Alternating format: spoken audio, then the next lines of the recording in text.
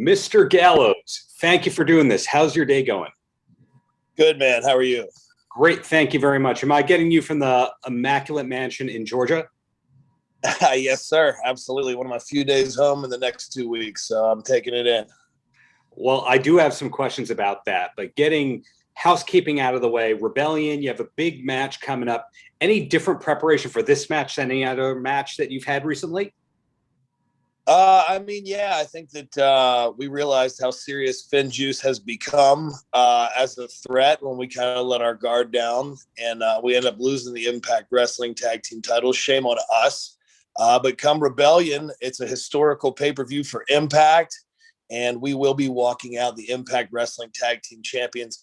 Our beautiful faction, the Elite, everybody's got championships, and ours are missing. So we got to complete that piece of the puzzle, and it's going to be the same old recipe when it comes to Finn Juice: a magic killer, a 1, 2, 3, and a just too sweet. Wow, it's almost like you've done that before. You're that good at it. But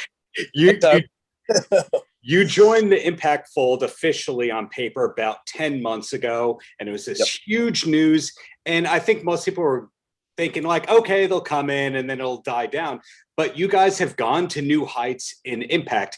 Did you know that was going to happen, or are you pleasantly surprised? I think that we were comfortably confident that it would happen. Machine Gun and I are always looking to prove something, and I feel like we always do. Even when people may look at it like the chips are down, I think we turned a negative into a huge positive. And we've taken Impact by storm and invaded another show in AEW, reunited with some of our best buddies in the business. And I think we're making magic again. And I can tell you it's only going to get better from here. Yeah, that's a really good point. Mondays, we sometimes see you on BTE.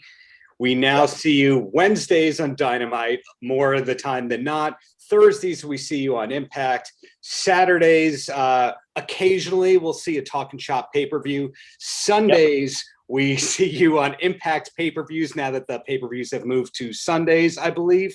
I have that correct. Rebellion's on a Sunday. Yeah.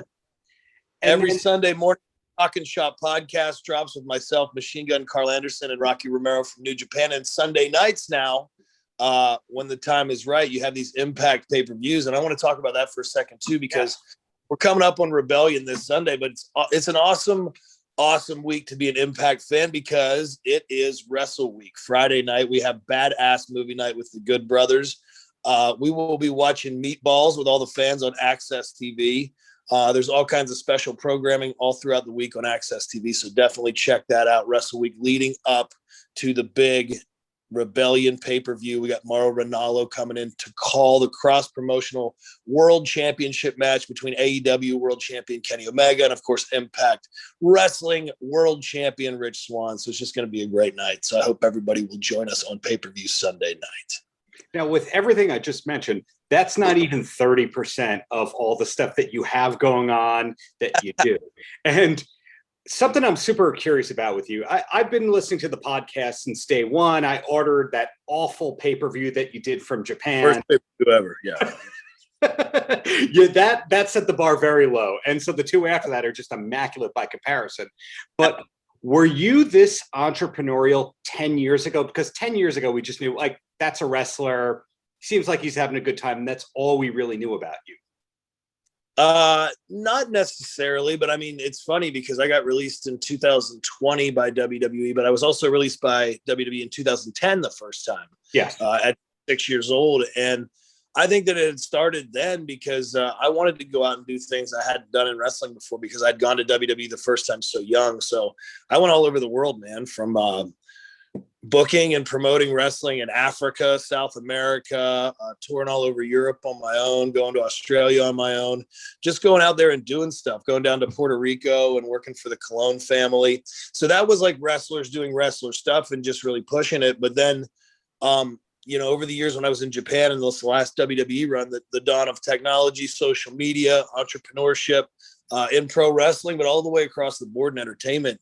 It really took a step up. And I remember we got that call and everybody was all down and so negative. And I was sitting in my sauna and I was like, no, this is a great chance to explode onto the scene and do all the stuff we've been wanting to do, but kind of been handcuffed and not allowed. So that day, right then and there, was when I decided we had to spoof all that and create our own parody wrestling pay-per-views, and that it spun off into an alcohol brand and all the other stuff we're doing right now. So there's a lot going on, a lot more to come. We're working on a cartoon series right now. So it's a good time to be a good brother, I would say. Not only the stuff you mentioned, but your own wrestling promotion, which definitely made headlines a couple of weeks ago when Kaz, I don't know what you're allowed to call him, when he appeared with all that. I think there was once upon a time a tattoo parlor or a tattoo business you had. Do you still have that? I don't have the tattoo business anymore. Just we're spread so thin with everything else going on right now that there's just no time to squeeze that in. But yeah, the Lariato Pro is my home wrestling promotion, and you can see that on Impact Plus, $7.99 a month, every pay-per-view in Impact Wrestling history. Lots of great content, including Kaz XL's Return to Pro Wrestling at Lariato. We just did a big Aces and Eights reunion show at the end of March, 2 of them actually. So those are available on there with the Lethal Lariato match. So lots of fun stuff going on, but that app is definitely something you want to look into, especially for under $8 a month. Well, this is going to be a compliment if you're ready for one of those. But a lot of people, when they're working at the top of the card, yet they have all those business interests on the side, they're in terrible shape. Their work sucks, not you. So you seem to be firing on all cylinders in the ring, in the business world and all that. Now, instead of just asking how you get it done, are you a big to-do list guy? Do you have people that you delegate things to? Is there a Gallows team? Well, thank you for the compliment, first of all. And yeah, there is a team to a degree here, because we had realized we were getting spread too thin, like between Talking Shop LLC and Wrestle America LLC and all my side ventures. So I do have a small team here. I got the great Shoot Barbie doll wife who helps out a lot with all that too, because it's a lot to manage. You know, we were in Texas on Friday. We were in New York on Saturday, home yesterday, and then back out again tomorrow for AEW. And then that'll lead right into the Rebellion weekend and some Impact tapings. And then headed out to the West Coast to work on some stuff I'm not allowed to talk about just yet, but hey, it's just more fuel to the fire. So it's a good thing. But yeah, you got to, for example, right now I'm supposed to be on a separate wrestling call, a Zoom call about another wrestling project. And I'm not on there because sometimes you're just not organized enough, but here we are. So. Well, then I'll give you 3 quick questions and then you'll get that extra deal closed. And the first question I gave you priority. Go ahead. Thank you. Thank you, Mr. Gallows. So my wife and I were at the Legends of Wrestling event in Citi Field. We were amongst that group. Was that show as fun as I think it was to be part of? It was insane. I think they ran me out there 3 different times in 3 different matches for 3 different reasons. And I didn't know about more than one of them until after the show had started. But the Nasty Boys put that together. Bill Goldberg, who's a friend of mine. I had a blast being a part of that thing.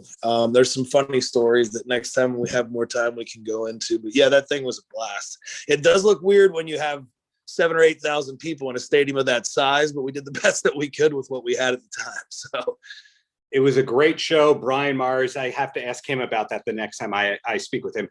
Second question. You have a country-esque theme song. We've seen a friend of yours appear on different Talking Shop related things, playing music. Who is that friend, and did he do the current theme song for Impact Wrestling that you have? That is my buddy Josh Morningstar.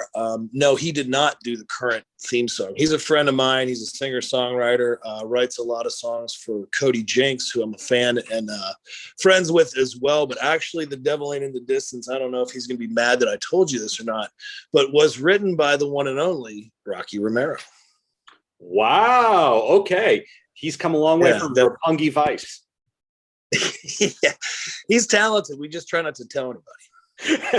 Awesome. And my closing question, as somebody who has made it by my definition of making it, any last words for the kids? Don't take no for an answer. No is just another question. I saw this when I was 8 years old and I was obsessed with it. And here we are 29 years later, still rocking. So I've had a great time, got to see the world, and it's only just begun. So, and also watch Rebellion this Sunday night on pay-per-view.